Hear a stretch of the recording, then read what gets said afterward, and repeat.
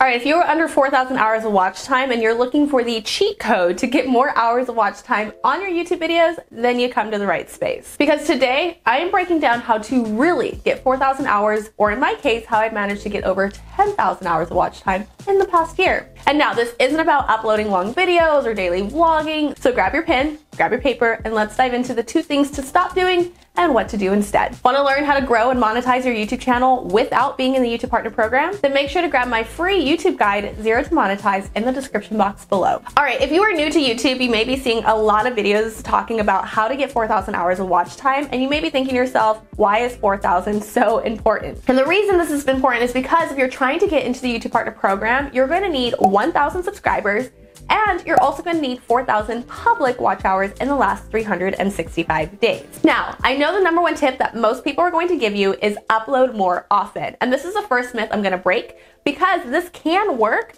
but like I mentioned in this video right here, if you are struggling to get 100 views on one video a week, uploading 3 videos a week won't magically bring in 1,000 views a video. Now, the same goes for your watch hours. If you aren't capturing your viewers' attention, then 3 videos a week won't really help you get 4,000 hours faster, but it can lead to burnout, which then means you're not going to be uploading, and then you're definitely not going to reach your hours. Now, I was recently notified by YouTube that I reached 10,000 hours in the last 365 days, which is more than double what you actually need to get into the YouTube Partner Program. And this was all done by uploading once a week. I also took a full month off, and I have been so inconsistent this last month. But the reason I'm able to upload once a week videos and get 10,000 hours in a year is because I focus on evergreen videos as much as I possibly can. Which brings me to the first way to get more watch hours faster, which is to make evergreen videos in your content. Now, if you're unsure, evergreen content are videos that do not have a shelf life and they get views over a longer period of time. Now, this is different than a trend, which usually gets a high amount of traffic, but you'll typically see a dip and not pick up traffic again. Now, a lot of people will focus on trends because it feels good to get a high amount of traffic. It feels good to get 1,000 views in 24 hours or to get 500 hours of watch time. But if you really look at it, you're gonna see that evergreen content will definitely beat it out, because if you look at my videos right here, which is more of a trend, and it received 373 hours of watch time in the first month and a half. And that's when the trend was live. It now has 387 hours in a year, which means it only accumulated 14 hours in the next 10 months, which is less than 2 hours a month. Now, on the other hand, I have this video, which is my evergreen content, and it received 198 hours in the first month and a half, but it now has over 1,000 hours of watch time because it has steady growth because it's evergreen content. So it only takes 4 of these videos versus 10 of these videos to reach your 4,000 hours. You decide. I'm about working smarter, not harder, so that's why I stick to my evergreen content. Now, myth #2 kind of goes hand in hand, and this one is people who tell you to make longer videos. But I say make higher quality videos. It's going to be a huge difference. And the reason why they say make longer videos is there is this rumor that's been going around for years that says the algorithm favors videos over 10 minutes. But there's literally no concrete evidence to this, and it's mostly just coincidental. For example, if you look at all of my top performing videos, they're actually less than 10 minutes. And if you go to my vlogging channel, I have the same results. And that's because people were actually watching these a longer period of time, and you can see that in my audience retention, versus videos that were over 10 minutes, and I'm getting half of the audience retention that I'm getting on my shorter videos. So the algorithm is actually programmed to follow the audience. So if your audience is staying and watching your videos for a longer period of time, then the algorithm is going to push that video out to more people. Now, if everyone leaves in the first 30 seconds of your 20-minute video, YouTube's not gonna push out that content, and then you're back to making more videos that are just longer, just to make videos that are longer to hopefully gain watch hours, versus making quality videos people actually enjoy and that keeps them on the platform. Now, this all comes down to your scripting, and most videos are gonna follow a specific formula that I like to call HAC. Now, the HAC is where you hook your viewer in the first 30 seconds so they don't leave your video. So make sure you're not spending 1 to 2 minutes begging for the subscription, talking about what you did yesterday. You're getting right to the meat of the video and telling them exactly why they need to stick around. The next part of your video is the action.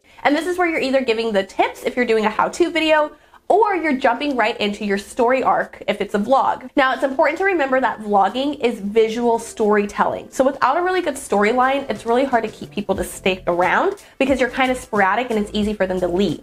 You want to hook them in and tell a story while you're vlogging, even if it's just you going to Target. Now, next is going to be your call, and this is where you direct your viewer to do something specific without letting them know the video is ending. And if you're looking to increase your watch hours, you usually want to direct them to another one of your videos, because the more videos they watch, the than the more hours that you accumulate. Following the scripting formula and having a really good storyline will keep people watching, so it won't matter if you have a 5-minute video, because 100 people watching a 5-minute video is 8 hours versus 100 people watching 2 minutes of your 20-minute video, which is only 3 hours. Okay, so the third thing isn't really a myth, but it's definitely something I wish I would have done sooner on this channel, and that's to go live. Now, going live is a great way to really engage with your audience and with your core subscribers, and because they're invested into you and they're hooked onto you, they are definitely going to watch your live streams longer. And if you look at this chart right here, you can see where I've gone live over the last month. And those spikes right there were just the days that I went live. So if you are struggling to get your 4,000 hours, you need to jump on a live stream and make sure you're really talking to your audience. I also noticed once I started going live,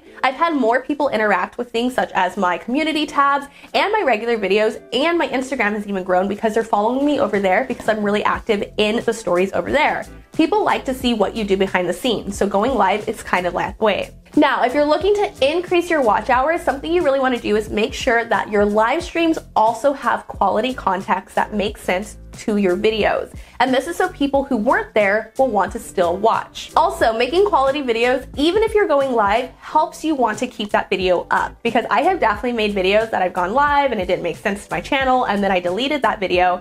And the problem with that is you need 4,000 public watch hours. So if you unlist a video or set it to private, those hours no longer count towards your monetization. All right, last thing I've noticed about live streams is that they're great for getting watch hours because your core subscribers are invested into you and they're staying the entire time, but they don't necessarily help accelerate your growth. So you want to make sure that you are mixing in regular content with your streams. So this way you have regular content that your audience is looking for, that they can subscribe to, and then you're keeping them around with your live streams and helping your audience retention and your watch hours. Now, if you're looking for ideas for live streams that you can keep up that have quality and context, some things that work really well are things like gift guides, which is also really good for affiliate income, Q&As, niche specific topics such as channel audits on my channel.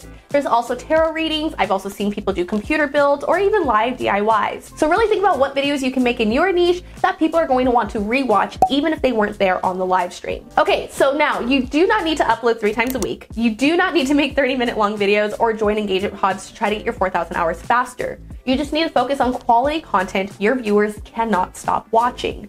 And of course, you want to direct them to the next video to watch, such as this video right here, which is going to help you increase your audience retention even more. Now get out there, make some content, download that free guide to make some money, and let's grow together.